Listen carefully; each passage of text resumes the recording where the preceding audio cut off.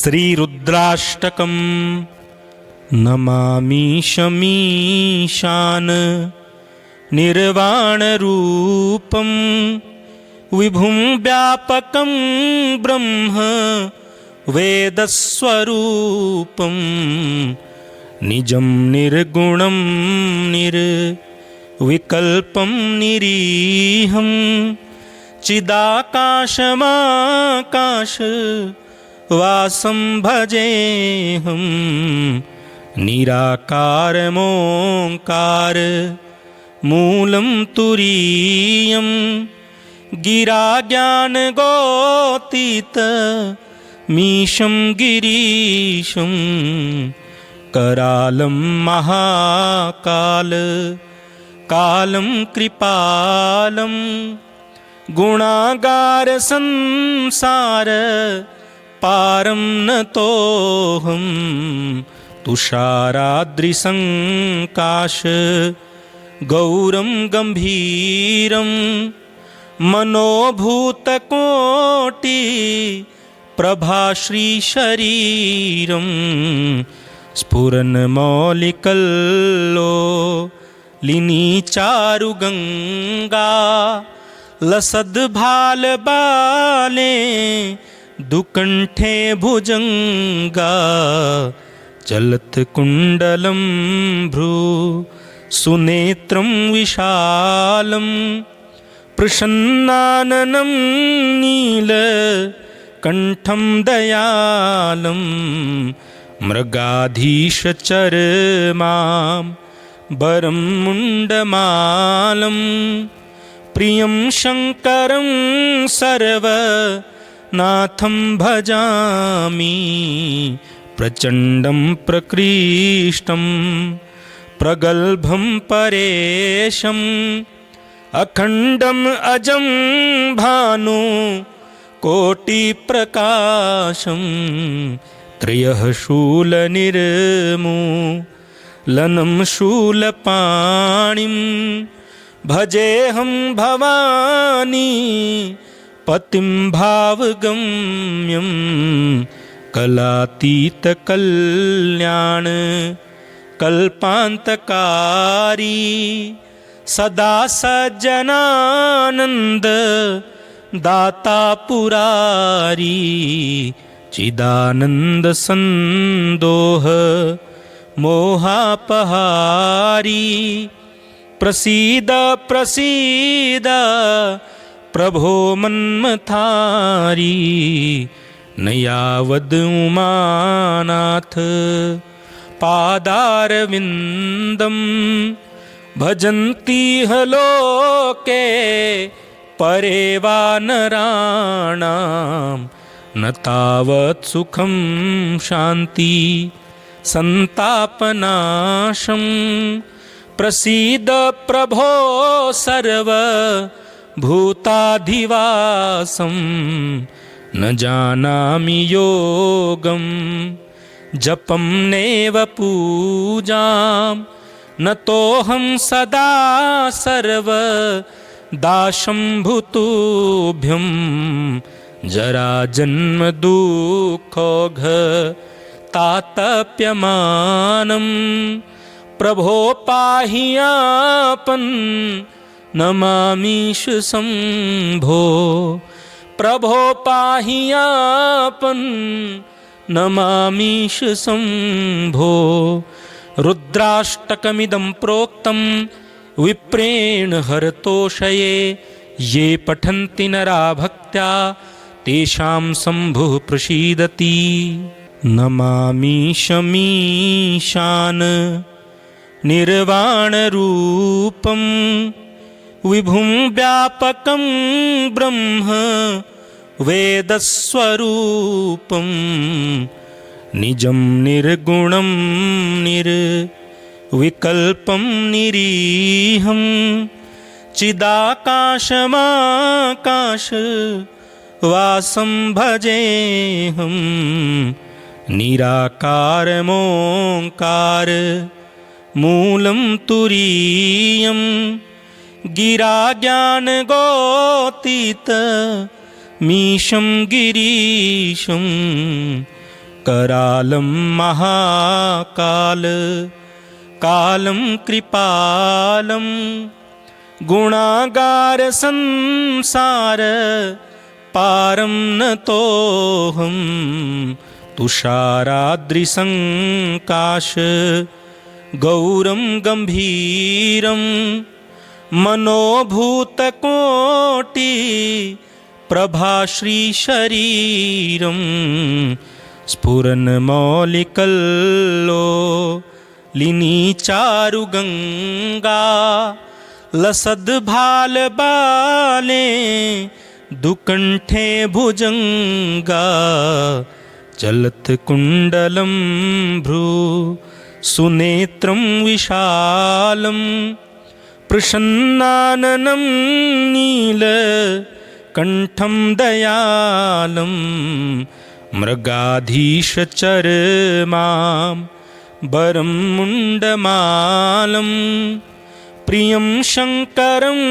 सर्वनाथं भजामि प्रचण्डं प्रकृष्टं प्रगल्भं परेशम् अखण्डम् अजं भानु कोटिप्रकाशं त्रयः शूलनिर्मूलनं शूलपाणिं भजेऽहं भवानी पतिं भावगम्यं कलातीतकल्याण कल्पान्तकारी सदा सज्जनानन्द दाता पुरारी चिदानन्द सन्दोह मोहापहारी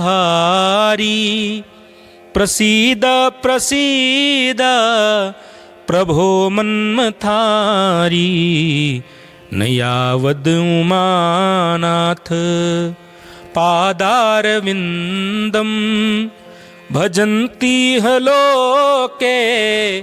परे वा नराणां न तावत् सुखं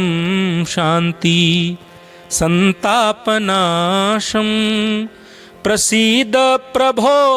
सर्वभूताधिवासं न जानामि योगं जपं नैव पूजां न तोऽहं सदा सर्वदाशं भूतुभ्यं जराजन्मदुःखौघ तातप्यमानं प्रभो पाहि आपन् नमामीश शम्भो प्रभो पाहि आपन् नमामीश शम्भो रुद्राष्टकमिदं प्रोक्तं विप्रेण हरतोषये ये पठन्ति नरा भक्त्या तेषां शम्भुः प्रसीदति नमामीशमीशान निर्वाणरूपं विभुं व्यापकं ब्रह्म वेदस्वरूपं निजं निर्गुणं निर्विकल्पं निरीहं चिदाकाशमाकाशवासं भजेऽहं निराकारमोङ्कार मूलं तुरीयं गिराज्ञानगोतीत मीशं गिरीशं करालं महाकाल कालं कृपालं गुणागार संसार पारं नतोऽहं तुषाराद्रिसङ्काश गौरं गम्भीरं मनोभूतकोटि प्रभाश्रीशरीरं स्फुरन्मौलिकल्लोलिनीचारुगङ्गा लसद्भालबाले दुकण्ठे भुजङ्गा चलत्कुण्डलं भ्रू सुनेत्रं विशालं प्रसन्नाननं नीलकण्ठं दयालं मृगाधीशचर्मां वरं मुण्डमालं प्रियं शङ्करं सर्वनाथं भजामि प्रचण्डं प्रकृष्टं प्रगल्भं परेशम् अखण्डम् अजं भानु कोटिप्रकाशं त्रयः शूलनिर्मूलनं शूलपाणिं भजेऽहं भवानी पतिं भावगम्यं कलातीतकल्याण कल्पान्तकारी सदा सज्जनानन्द दाता पुरारी चिदानन्द सन्दोह मोहापहारी प्रसीद प्रसीद प्रभो मन्मथारी न यावद् उमानाथ पादारविन्दम् भजन्तीह लोके परे वा नराणां न तावत् सुखं शान्ति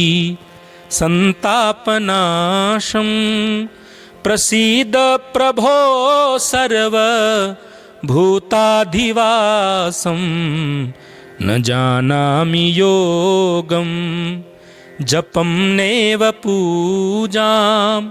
न तोऽहं सदा सर्वदाशं भूतुभ्यं जराजन्म दुःखौघ तातप्यमानं प्रभो पाहि आपन्नमामीश शम्भो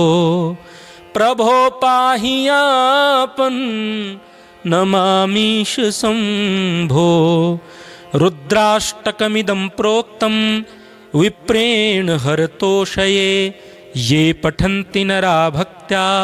तेषां शम्भुः प्रसीदति नमामीशमीशान निर्वाणरूपं विभुं व्यापकं ब्रह्म वेदस्वरूपं निजं निर्गुणं निर्विकल्पं निरीहं चिदाकाशमाकाशवासं भजेऽहं निराकारमोङ्कार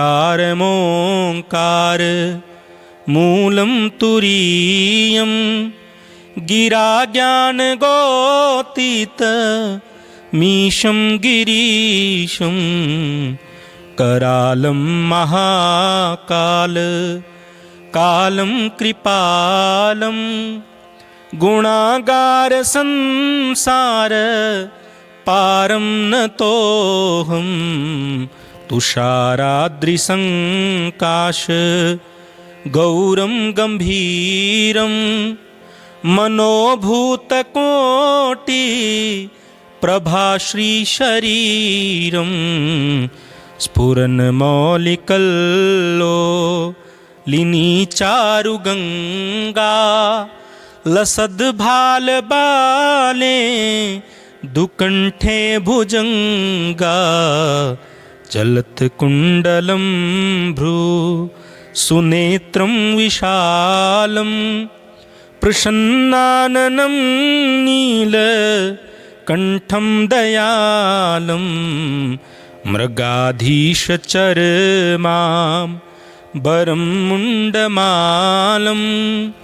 प्रियं शङ्करं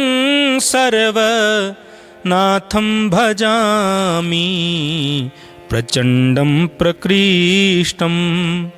प्रगल्भं परेशम् अखण्डम् अजं भानु कोटिप्रकाशं त्रयः शूलनिर्मूलनं शूलपाणिं भजेऽहं भवानी पतिं भावगम्यं कलातीतकल्याण कल्पान्तकारी सदा सज्जनानन्द दाता पुरारी चिदानंद संदोह मोहापहारी प्रसीद प्रसीद प्रभो मन्मथारी न यावद् उमानाथ पादारविन्दं भजन्ति ह लोके परे वा नराणां न तावत् सुखं शान्ति संतापनाशं प्रसीद प्रभो सर्व भूताधिवासं न जानामि योगं जपं नैव पूजां न तोऽहं सदा सर्व दाशं भूतुभ्यं जरा जन्म दुःखोघ तातप्यमानं प्रभो पाहियापन् नमामीश शम्भो प्रभो पाहियापन् नमामीश शम्भो रुद्राष्टकमिदं प्रोक्तं विप्रेण हरतोषये ये पठन्ति नरा भक्त्या तेषां शम्भुः प्रसीदति।